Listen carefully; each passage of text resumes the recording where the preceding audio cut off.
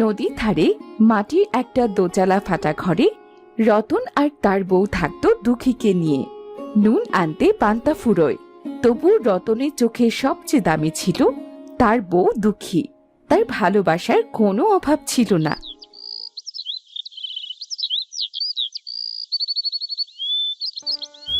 বউ, মাছের খালইটা দে তো।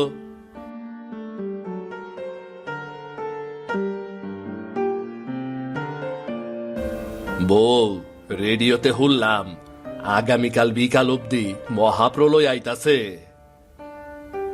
তাই নাকি গো? তাহলে এখন আমাদের কি হবে বলো তো? একে তো মাটির ঘর, তার উপরে ফাটল ধরেছে, আমাদের শেষ রক্ষা হবে তো?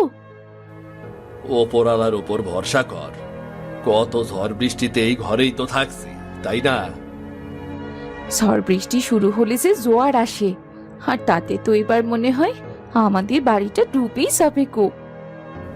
ঠিকই কইছ বউ, সেই চিন্তাই আছি।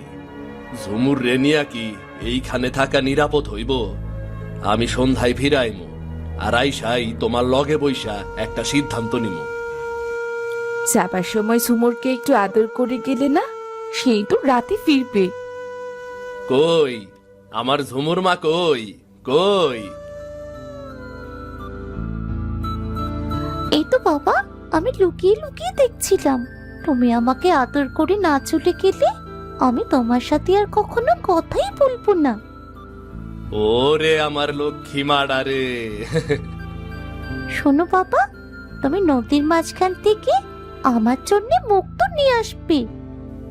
মুক্ত? মুক্ত দিয়ে কি করবি রে মা? আমি মায়ের জন্য বড় করে একটা মুক্তোর মালা বানাবো বাবা। হ মা, যদি ভাগ্যে হয় তাইলে আইস মাছ না পুরা খালই ভইরা ঝিনুক নিয়ে আইমু রে। বউ, এখন তাইলে যাই। রতনের মা দূর থেকে দাঁড়িয়ে সব দেখছিল, আর একা একাই বলছিল, ঢং দেখে আর বাঁচি না। মা, ওইখানে দাঁড়াইয়া কেন? এই দিকে আস। মাছ ধরতে যাবি, তাই এতে এত বলে যাবার কি আছে? তাইলে আসি মা। রতন চলে যায়, মেয়ে ঝুমুরও চলে যায় দৌড়ে খেলতে।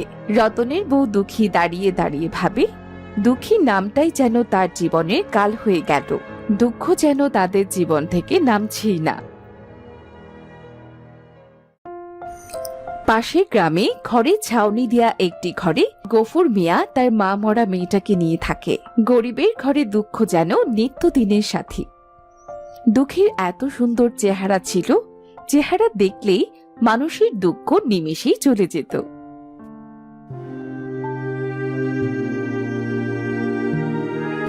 মা আমার, আজ তোর মুখে এক মুঠা ভাতও দিতে পারলাম না রে। আব্বা, তুমি চিন্তা করো না, আমার কোনো খিদা নাই। আজ থেকে আমি রহিমা খালাগো বাড়িতে কাজে যাইমু। শুনছি তারা অনেক মাছ ধরে, ওই মাছ বাঁচতে হয়। আমি না হয় মাছ বাঁচা কাজ করমু আব্বা। না রে মা, মাইনছে কি কইব? তোর মা মারা যাওয়ার পর দুঃখ যান কপাল থেকে সরলই না। তরে তো আমি সুখে রাখার স্বপ্ন দেখছিলাম রে, আর কপালটা দেখ, দেখ কপালটা। আব্বা, তুমি কান্দো না, দেখো একদিন ঠিক ভালো হইব। রহিমা খালা আজ থেকেই কাজে যাইতে কইছে, আমি তোমার কোনো কথাই শুনবো না। আমি আজ থেকেই কাজে যাবো আব্বা।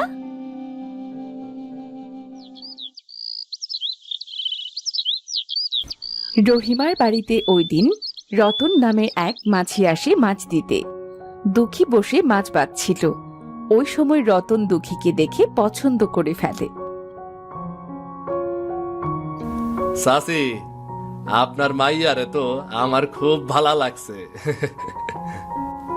আরে রতন, সে তো খুব ভালো কথা, কিন্তু ও তো আমার মেয়ে নয়, ও গফুর মিয়ার মেয়ে। গফুর মিয়ার মাইয়া তাতে কি হইছে, আমি ওরেই বিয়া করমু।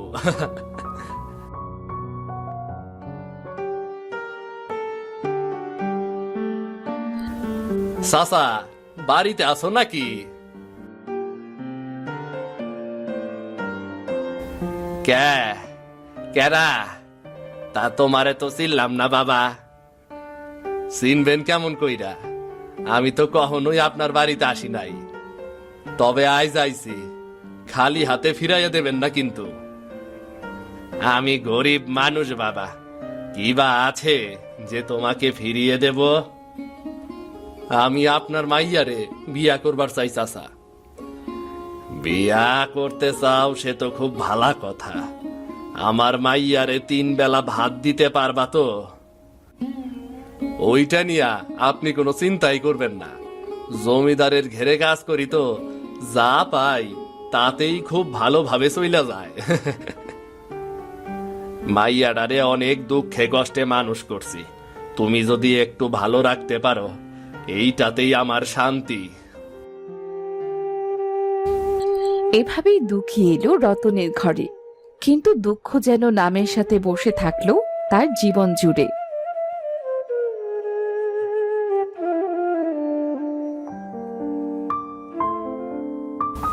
রতনের বউ নাকি? জি জমিদার মশাই। তাই সাজের বেলায় কোথায় যাচ্ছ? এই তো নদীর পাড়ে গরু বাঁধা আছে, আনতেই যাচ্ছি।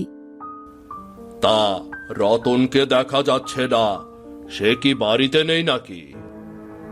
না জমিদার মশাই, আজ রাতে রতনের বড় চালানের মাছ ধরতে হবে, হয়তো একটু রাত করেই ফিরবে।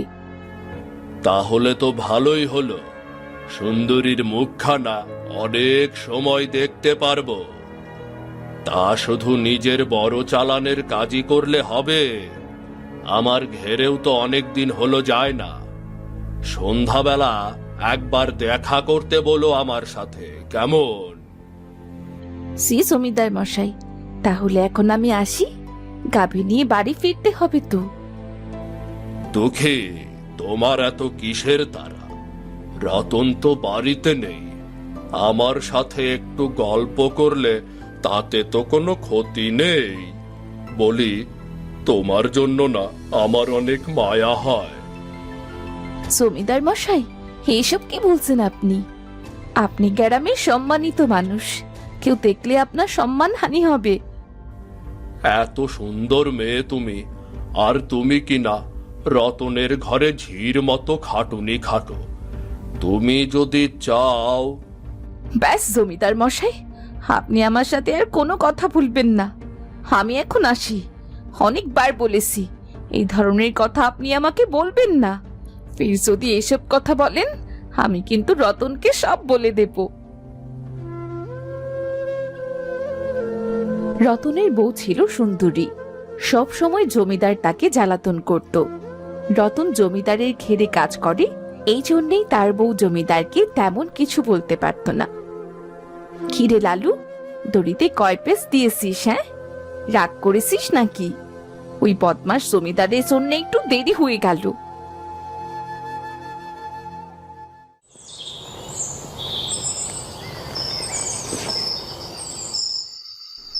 মারে, তোর বাবা তো কখনো এত দেরি করে না।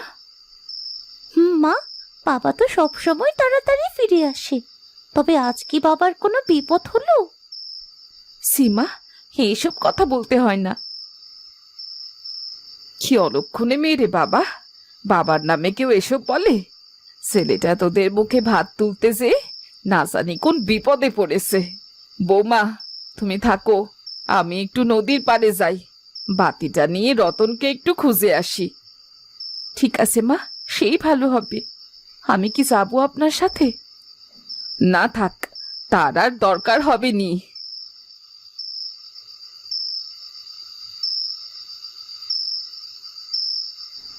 রতন, বাবা রতন।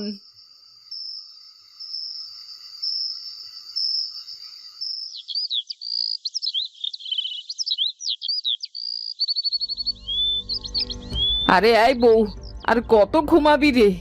কলসিতে পানি নাই, হাঁড়িতে ভাত নাই, সারা রাত ছেলেটা আমার বাইরে থাকলো, তার জন্যে কি কোনো চিন্তা নাই? আম্মা, সারা রাত ঝুমুরের জ্বর ছিল, ঠিক মতো চোখও বন্ধ করতে পারিনি, তাই তো সকালে উঠতে একটু দেরি হয়ে গেল। কেমন বউ গো তুমি, সারা রাত স্বামীটা বাইরে রয়েছে, তোমার কি কোনো চিন্তা নাই? যাও, হাড়িতে ভাত চাপাও। আরে আয় সেরি, আর শুয়ে থাকিস না, তোর বাপ তো এখনো বাড়িতে আসে নাই। এইভাবে শুয়ে থাকলে কি হইব? বাপরে খুঁজতে যাবি না? তোমার সাথে আরি, তুমি সব সময় মাকে কথা শোনাও। এইটুকু মেয়ের কথার কি ঝাঁজ রে বাবা। রতন বাড়ি আসুক, দুইটারে কিভাবে সোজা করতে হয় করমু আমি। রতন দুপুর থেকে সন্ধে পর্যন্ত নদীতে মাছ ধরে। রাত হলে বাড়ি ফিরে আসে। আজকে রতনের নৌকার পাল ছিঁড়ে গিয়েছিল, আর তাই তো সে বাড়িতে ফিরতে পারছিল না। সারাটা রাত তাকে নদীতেই কাটাতে হয়েছে। আরে, ওইটা আমাগর রতনের নৌকা না? রতন তো কখনো এই ভোরবেলায় নদীতে থাকে না। যাই তো, দেখি তো বিষয়টা। আরে রে রে, বিনয় দা না? দাদা, তাড়াতাড়ি আইগে আসো। সেই রাত থেকে নদীতে ভাইসা চলতাছি গো। আমার নৌকার পাল ছিঁড়া গেছে। বাড়ির সবাই আমার জন্য কত উতলা হইয়া আছে। আরে রতন, চিন্তা করো না, আমি আমার নৌকা নিয়ে আইতাছি।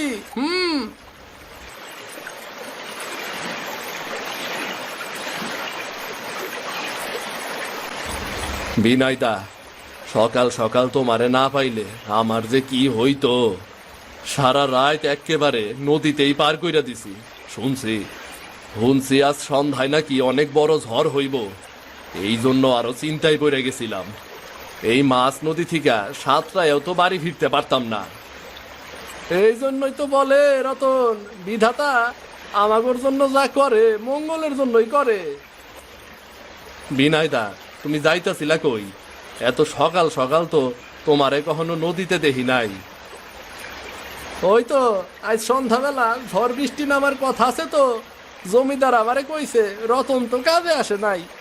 এইটা জানি আমি ভালোভাবে ঘেরে দিয়ে আসি, ঘেরের মাছ যেন একটাও বাইরে না হয়। বুঝতেই তো পারতাছ জমিদারের কথা। আচ্ছা রতন, তুই বরং বাড়ির যা, আমি তাইলে জমিদার মশাইয়ের ঘেরে যাই। আচ্ছা বিনয়দা, তাইলে আসি।